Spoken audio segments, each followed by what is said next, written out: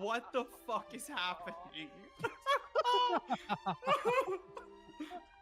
What the fuck is happening?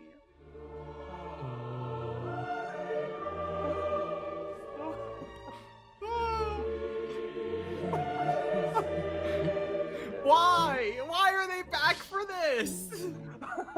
Kick out! Kick out! Oh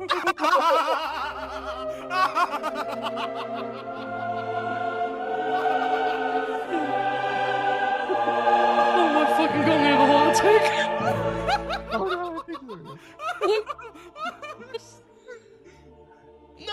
What was it, the Young Bucks? I can't even get my head around it.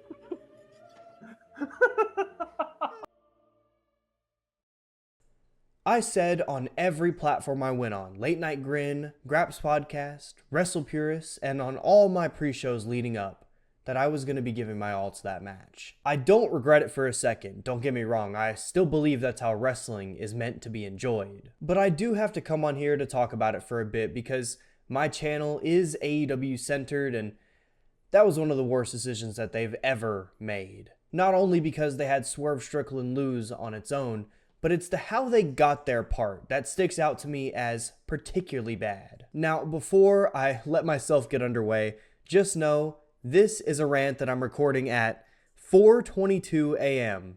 post AEW Dynasty. I am tired. I've had a few glasses of wine, but I'm passionate and I need to get this off my chest. Now, with that out of the way, how in the world do you put Young Bucks cost Swerve the match in the rundown on the table and not immediately think that's the worst possible decision we could fucking make? The Bucks have been off TV for 6 months. The last time we saw them, they were running away scared of the Death Riders. They were fully entrenched in an EVP act I'm not even sure their biggest fans were enjoying. And now they're here to do that again to a higher degree? It just doesn't make sense. And I'm sure they'll come on Wednesday, they'll show up to Dynamite, and they'll make it make sense. But I simply do not care. That was a fucking insane finish. It's, truth be told, anti-everything that AEW is founded on. It's one of the most confusingly shitty ways that could have gone down. And that's disregarding what they did before then, which was particularly bad for one person especially. Hangman Adam Page. If I were him and they told me that what I was going to be doing that night was going to be that, I would have told them to go fuck themselves and walked out. They made him look like the biggest loser in the fucking world, doing the whole cinema, I don't know who I should go after bit for as long as he did, only to, in the end, get beaten down by the Death Riders, thrown into some stairs, and overshadowed by the Young Bucks. I simply do not understand why this company continues to see him in a completely different light than the fans do. It's obvious based on everything that I'm seeing, all this evidence in front of me, that that's the case, and I simply don't get it. Hangman Page has been getting the biggest reaction on your shows forever now. No matter how hard you try to keep him down, you don't get the most out of his heel run, that's fine. We'll love the babyface stuff. We'll get fully behind that too. And yet, in the end, time and time again, they'll keep doing shit like this to him. You keep putting the boots to a character that your audience cherishes. Thus, you're kind of putting the boots to your audience. And speaking of which, what was with all those Hangman and Swerve teases that were all over the TV, all over the promotional material in the weeks coming up to this match? They did this last year with Hanger in the Owen. They did it again this year, both times for the match at All In. They dangle that Swerve and Hangman match for the World Championship at their biggest show, All in front of their audience. They get them excited for it, in turn, getting them to buy tickets for that show. All In Texas moved 1,000 tickets this week, by the way, it should be mentioned. Then they go and stomp on all of that not long after. It's absurd. People told me they were being heavy-handed with it, and that's why they weren't believing it would happen. And I still chose to believe it would, because I thought, no way they would dangle that carrot again. And Fuck me, they did it again. They shit on their audience just for the hell of it. Your fans want this. They've told you as much time and time again in every way possible. And you keep not delivering. Not delivering in the most disappointing, soul-crushing ways possible, I might add. At one point, the fan base will get disillusioned, just like how WWE fans did in the late 2010s. These are the kinds of moments that will lead to that endpoint. You keep making fans feel punished for being fans, for wanting certain guys to win. You will force them away eventually. You can't tell your audience to numb their feelings about their favorites. It will never work. It has never worked. A heel like Mox in his current state winning isn't good heat. It's not heat at all. It's fan base punishing booking. He's had 3 bad world title matches in a row that have main evented pay-per-views, and he's still world champion. That right there doesn't make an ounce of sense. And shit, while we're at it, people comparing this to WrestleMania 39, where Cody lost to Roman, doesn't really make sense to me either. The only similarity between the two are people before the match saying there's just no way that Cody, or in this case, Swerve, will lose here. When you look at the rest of it, there is truly nothing there. People only look at WrestleMania 39 with any sort of reverence because 40 worked out the way that it did and Cody got his moment. That Mania is remembered differently if that doesn't happen.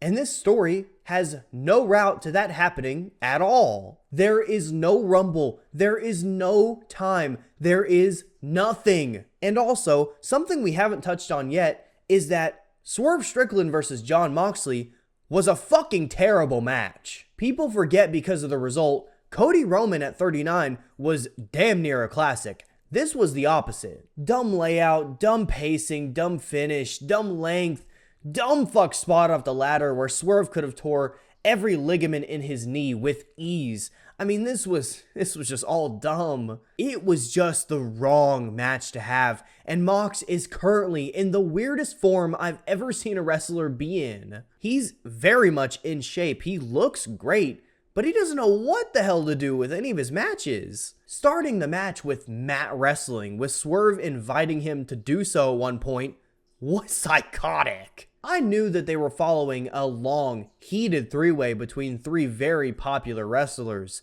and they knew that it would take a minute to get the people back awake, back alive. But I mean, guys, there had to be better ways to do it. And the main point I want to get at with this WrestleMania 39 comparison thing is that after 39, people knew that it wasn't the end for Cody. You could just feel it after the match. This, however, is it for Swerve. This was the moment to crown him, and they decided not to do it. It's done. The next man up is seemingly Samoa Joe, and there's no chance in hell that he wins.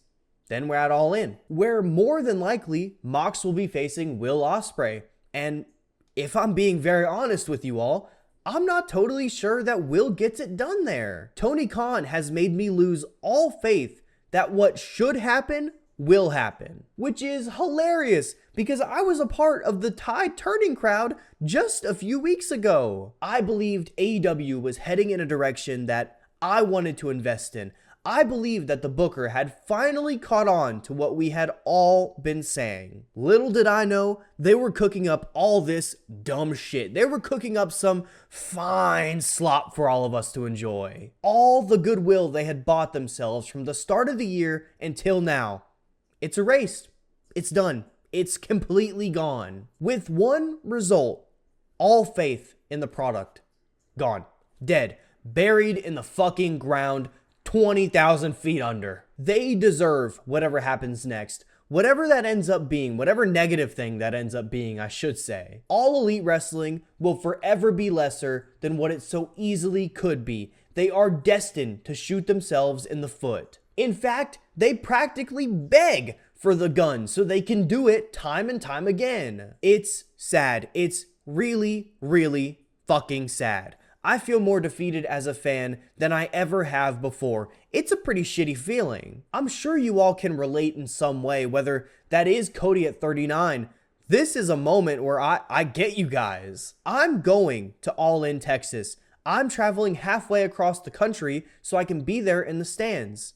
Only now, I'm gonna have to watch a shittier match than what I potentially could have gotten. Luckily, I'll be meeting some pals for the first time ever, staying with one of them even, so I don't regret my decision to go. I'm not gonna sit here and refund my tickets. I'm still excited, but it's soul crushing that I have to deal with Mox being the champion there. It's pretty shitty. One thing I want to make clear before I wrap this up though, is that I will never not commit to a match ending the way I hope it should if it really matters to me. It's how I always want to be as a fan, and I sincerely think it's important to wrestling fandom in one way or another. I know that it didn't go well for me tonight, but that's what it's all about, man. Live and die by whatever you're passionate about. That means sometimes you will die, but don't forget to try and get up to live again. As for myself, I'm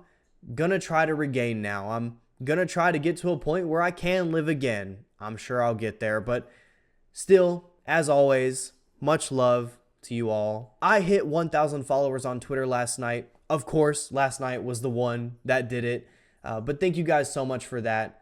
If you haven't followed me on there already, it's at It's Noviak. It's linked in the description. Make sure to do that. I tweet about Graps all the time and other things, all kinds of different stuff. Make sure to follow me. Like this video, leave a comment, subscribe, all that good stuff if you're feeling generous.